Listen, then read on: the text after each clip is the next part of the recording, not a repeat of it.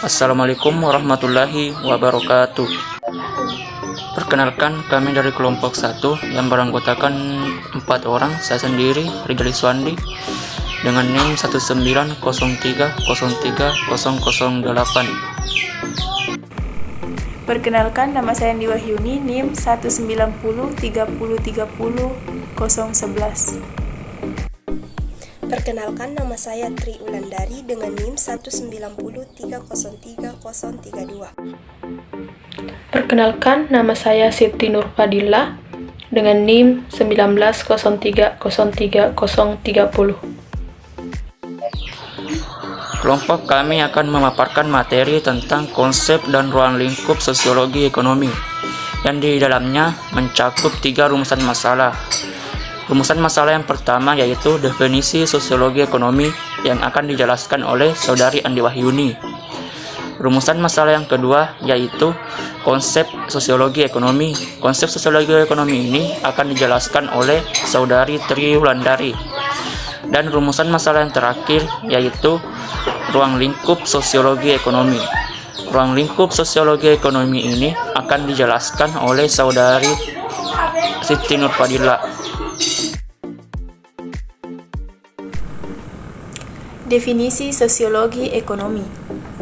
Ada beberapa ahli yang memberikan pendapat mengenai tentang sosiologi ekonomi. Yang pertama yaitu Max Weber. Max Weber mengatakan bahwa sosiologi ekonomi adalah disiplin ilmu yang memfokuskan diri dalam tindakan ekonomi dalam ruang lingkup dimensi sosialnya.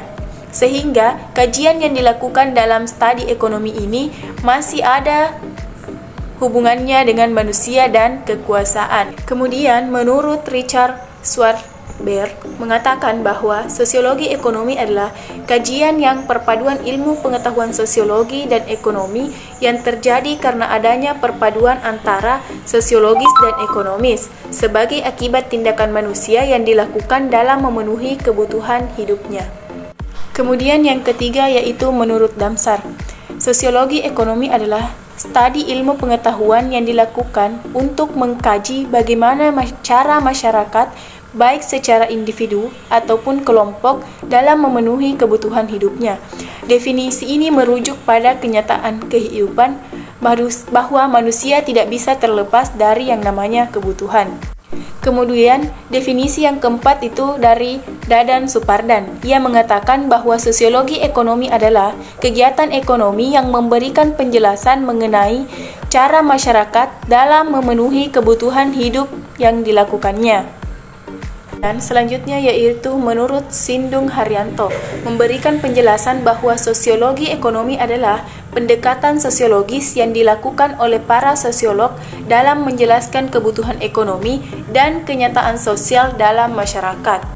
Dari kelima definisi mengenai tentang sosiologi ekonomi yang disampaikan oleh beberapa ahli, saya dapat menarik kesimpulan bahwa sosiologi ekonomi merupakan studi tentang bagaimana cara seseorang, individu, atau masyarakat dalam memenuhi kebutuhan hidupnya dengan menggunakan pendekatan sosiologi.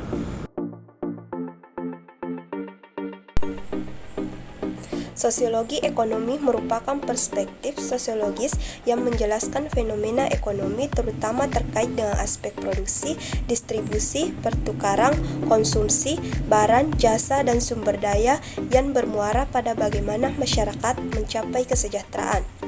Dalam ilmu ekonomi, melihat dan mempelajari individu, kelompok, dan masyarakat dari aspek produksi, konsumsi, dan distribusi. 3 kata kunci ini merupakan konsep dasar yang dikembangkan oleh ilmu ekonomi dalam ranah sosial. Produksi merupakan rangkaian kegiatan mengolah bahan mentah menjadi barang yang siap dipakai. Tujuan produksi adalah untuk menciptakan suatu barang atau menghasilkan barang. Sedangkan distribusi merupakan rangkaian kegiatan untuk mengantarkan barang yang selesai diolah dan siap dipakai kepada konsumen. Hal ini dapat dilakukan secara langsung kepada konsumen atau melalui pasar. Selanjutnya, konsumsi yaitu kegiatan menggunakan barang hasil produksi sesuai kebutuhan. Berdasarkan 3 kata kunci produksi, konsumsi, dan distribusi, ilmu ekonomi memformulasikan berbagai asumsi dan teori tentang permasalahan di seputar produksi, seperti teori penawaran dan permintaan yang membicarakan lalu lintas barang yang dipengaruhi oleh tingkat penawaran dan permintaan. Hubungan antara produksi, konsumsi, dan distribusi berlangsung dalam hubungan yang kompleks dan sangat bervariasi. Penawaran dan permintaan merupakan hubungan timbal balik yang menjadi mekanisme utama dalam bertransaksi. Dari mekanisme tradisional tersebut, kemudian tercipta mekanisme tentang harga. Dari mekanisme tradisional, kemudian tercipta mekanisme tentang harga, mekanisme penawaran dan permintaan, dan mekanisme harga bukanlah variabel yang masing-masing berdiri sendiri, akan tetapi terintegrasi dalam media yang disebut dengan mekanisme pasar. Sementara itu, dalam ilmu ekonomi, dalam ilmu sosiologi, melihat dan mempelajari individu, kelompok, dan masyarakat dari aspek perilaku, organisasi, dan interaksi. Perilaku sebagai tindakan aktual dimotivasi oleh kesadaran atau orientasi yang tidak berdiri sendiri, dipengaruhi oleh faktor-faktor luar seperti peranata nilai atau budaya. Di sisi lain, individu sebagai makhluk sosial secara alamiah akan melakukan interaksi dengan individu lainnya.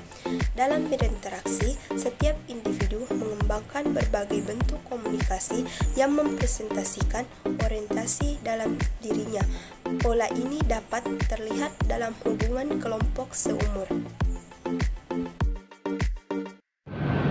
Ruang lingkup sosiologi ekonomi. Ada beberapa ruang lingkup sosiologi ekonomi, yaitu yang pertama, sosiologi pedesaan.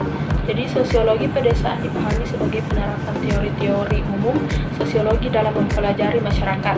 Jadi menurut Smith dan Zob dalam Bahrain tahun 1996 mengenai bahwa sosiologi pedesaan adalah sosiologi dari kehidupan pedesaan atau sosiologi of rural life.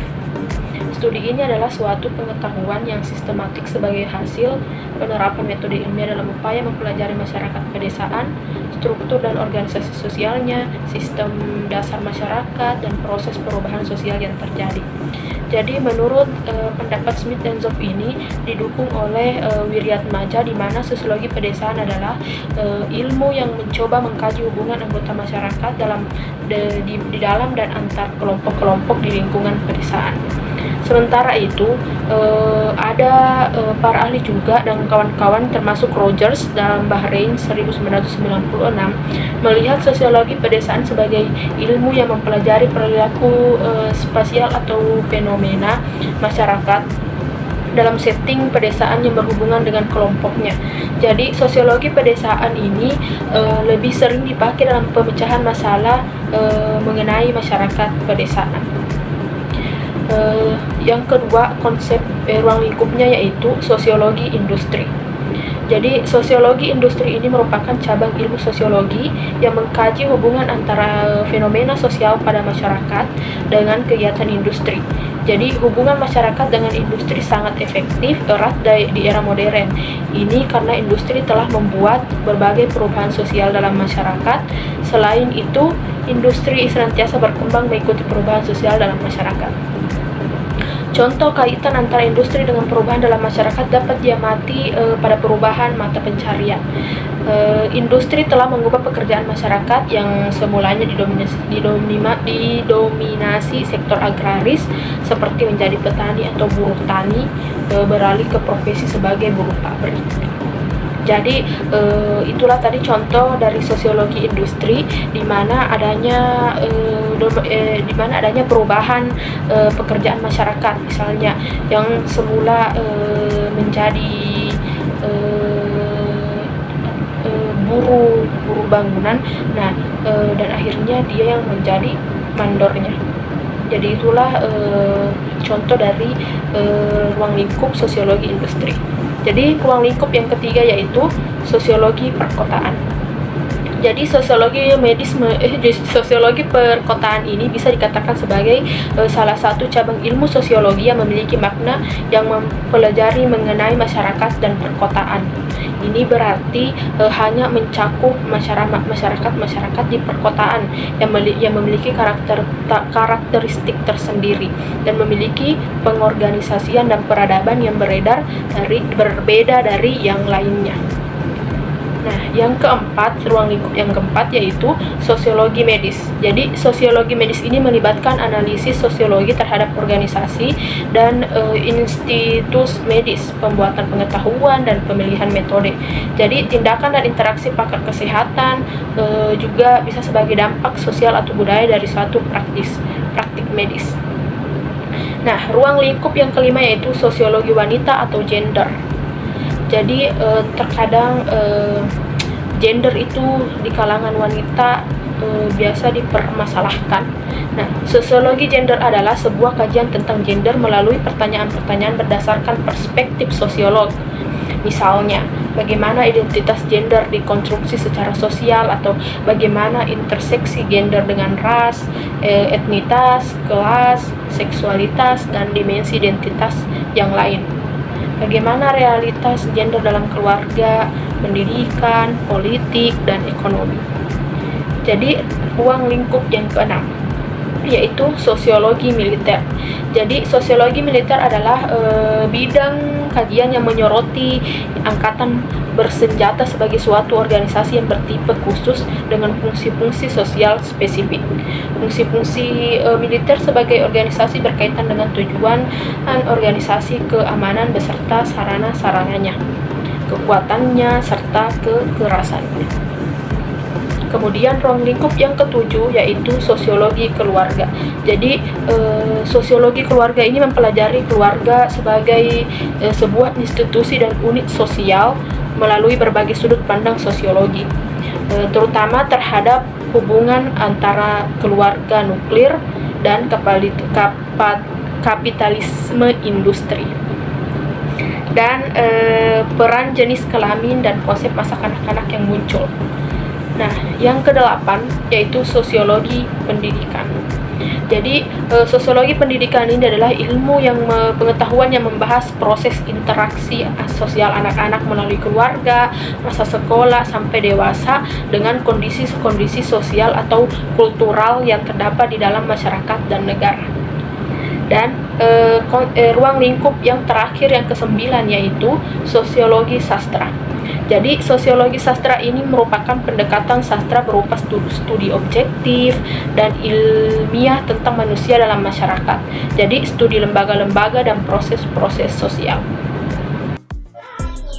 Itulah tadi materi tentang konsep dan ruang lingkup sosiologi ekonomi. Sekian dan terima kasih. Assalamualaikum warahmatullahi wabarakatuh.